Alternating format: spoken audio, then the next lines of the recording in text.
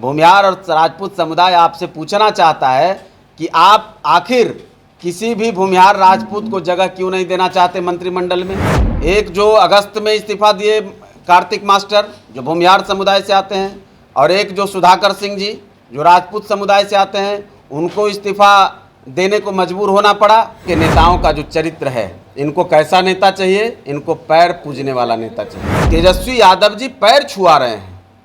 रत्नेश सदा जी जो उनके उम्र से कम 3 गुने बड़े होंगे, लालू जी से थोड़े बहुत छोटे होंगे, मुख्यमंत्री बनेंगे, चचा हमको बनाएंगे।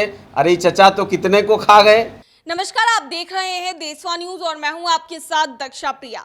हिंदुस्तानी आवाम मोर्चा के संरक्षक और बिहार के पूर्व मुख्यमंत्री जीतन राम मांझी के बेटे संतोष सुमन मांझी ने पिछले दिनों अपने मंत्री पद से इस्तीफा दिया था, जिसके ठीक बाद अब रत्नेश सदा ने उसी मंत्री पद पर अपना शपथ लिया। कल तस्वीरें भी सामने आई, लेकिन अब लगातार जो हम पार्टी है वो मुख्यमंत्री नीतीश कुमार से लेके ललन सिंह से लेके तेजस्वी यादव तक पर हमलावर है। लगातार वो तंज कस रही है, लगातार निशाना साध रही है। बता दें कि कल जिस तरीके से हम पार्टी की तरफ से एक प्रेस कॉन्फ्रेंस की गई थी, जिसमें हम पार्टी के राष्ट्रीय प्रवक्ता थे, उन्होंने साफ तौर से ललन सिंह पर निशाना साधा था।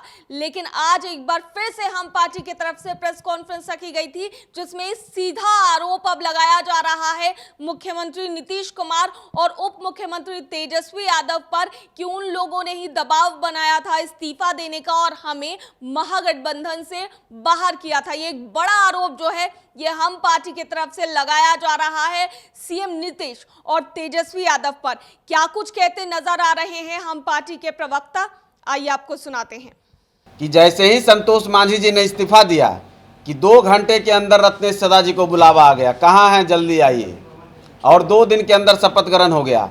जबकि 2 मंत्री, एक जो अगस्त में इस्तीफा दिए कार्तिक मास्टर जो भूमिहार समुदाय से आते हैं, और एक जो सुधाकर सिंह जी जो राजपूत समुदाय से आते हैं, उनको इस्तीफा देने को मजबूर होना पड़ा।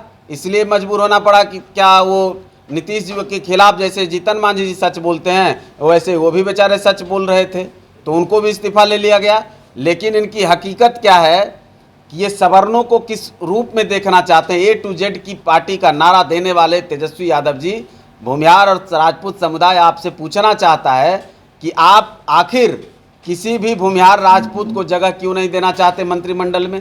5 मंत्रिमंडल पर अपना बैठ गए हैं, न फाइल देखना, न मंत्रालय देखना, न कुछ करना, और उसके बाद एक सवर्ण समुदाय को ठगने का काम, उनके नौजवानों को उलझान करके अपने साथ लाने का प्रयास करना, और जब समय आया तो उनको मक्खी की तरह निकाल कर बाहर फेंक देना, ये उनके राजनीतिक चरित्र को उजागर कर रहा है। कि नेताओं का जो चरित्र है, इनको कैसा नेता चाहिए? इनको पैर पूजने वाला नेता चाहिए। तेजस्वी प्रसाद यादव जी को यह बताना चाहिए, उनको माफ़ी मांगनी चाहिए कि दलित वर्ग से आखिर क्या उम्मीद करते हैं कि एक पढ़े लिखे नौजवान संतोष मांझी के विकल्प के रूप में किन लोगों को लाया। खैर, हमारी रत्नेश सदा जी से पूरी कह लीजिए कि अपना हम उनको शुभकामना देते हैं कि वो आगे बढ़ें, उनको मौका मिला है। संतोष मांझी जी को गाली दें, जीतन राम मांझी जी को गाली दें, हो सकता है कुछ और दे दें, ऐसा ही होता रहा है। आज जिस दशरथ मांझी जी को हम लोग जो है दिल्ली तक यात्रा कर रहे हैं भारत रत्न दिलाने के लिए, उनके परिवार की क्या स्थिति थी, आज वो लोग क्या कर रहे हैं। उनके बेटे को, जो कि बेचारे इतने सीधे साधे हैं कि कुछ नहीं मतलब कभी ध्यान नहीं दिया, आज उनको पार्टी में ला करके फ़ोटो दिखा रहे हैं। तो खैर, ये तो उनका चरित्र है। हम अपनी पूरी जो ये महागठबंधन के नेताओं का जो चरित्र है उस पर अपनी बात कह रहे थे कि तेजस्वी यादव जी पैर छुआ रहे हैं। रत्नेश सदा जी जो उनके उम्र से कम 3 गुने बड़े होंगे, लालू जी से थोड़े बहुत छोटे होंगे, पिता की उम्र के हैं, और उनसे अपना पैर छुआ रहे हैं और महिमा मंडन करवा रहे हैं और क्या क्या बुलवा रहे हैं। तो ये दलितों का कितना बड़ा अपमान है, ये दलित वर्ग भी देख रहा है, पूरा बिहार भी देख रहा है। और आने वाले समय में तेजस्वी यादव जी का जो सपना है, जो रात के अंधेरे में तो छोड़ दीजिए, दिन में भी दिवा स्वप्न देख रहे हैं कि मुख्यमंत्री बनेंगे, चचा हमको बनाएंगे। अरे चचा तो कितने को खा गए, आपको भी क्या पता है, आपके पिताजी को खाकर चबाकर बैठ गए और अब आप आए हैं लाइन में, तो आप भी कहाँ जाएंगे ये देखेगा बिहार और देखेगी दुनिया।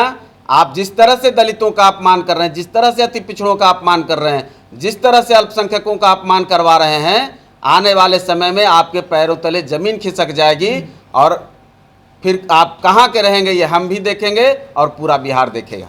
तो सुना आपने क्या कुछ कहा हम पार्टी के राष्ट्रीय प्रवक्ता ने। उन्होंने साफ तौर से आरोप लगाया है कि महागठबंधन से उन लोगों को बाहर किया गया है। साफ तौर से ये कहते नजर आ रहे हैं कि दबाव बनाया जा रहा था।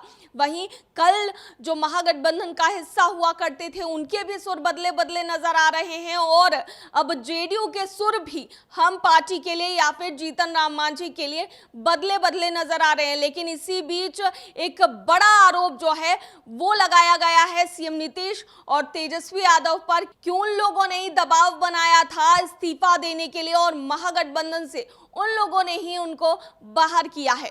देशवा न्यूज में फिलहाल के लिए इतना ही। बने रहिए हमारे साथ देश और दुनिया की तमाम खबरों के लिए। धन्यवाद।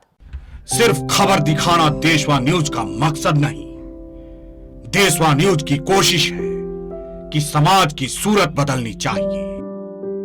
देशवा न्यूज पर वीडियो देखने के लिए लाइक करें, सब्सक्राइब करें, साथ ही बेल आइकन दबाना न भूलें।